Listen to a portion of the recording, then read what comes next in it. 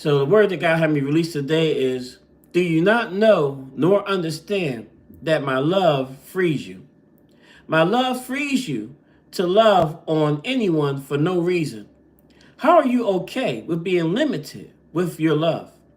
How are you comfortable with devils controlling who you can love?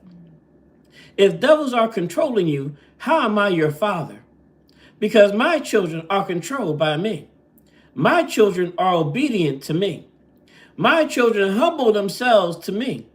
If you are a slave to sin, then you are free of me. And if you are free of me, then you're not a part of me.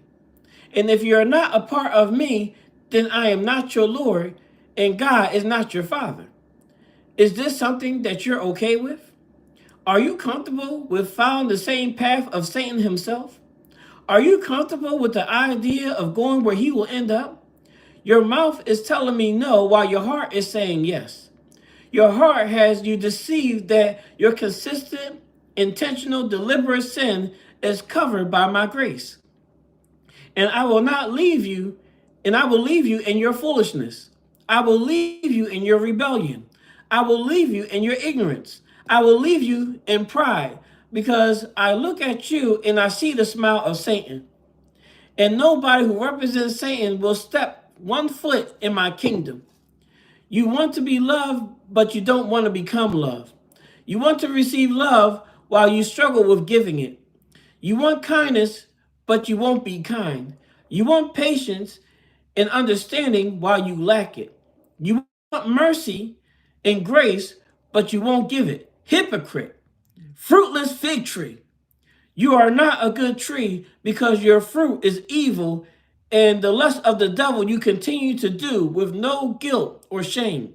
Repent to me now before I erase your name. So God is speaking loudly today. He is tired of us sitting there operating in ignorance and foolishness and calling it God. We sitting there doing things, operating in sin and calling it godly.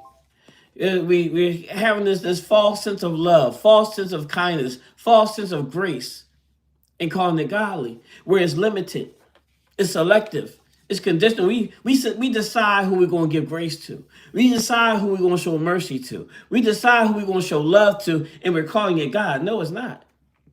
It's selfish that you want to withhold love from certain people while showing it to others. There's nothing godly about that. This is when you see we're talking about teaching things that we don't apply ourselves. We talk about how we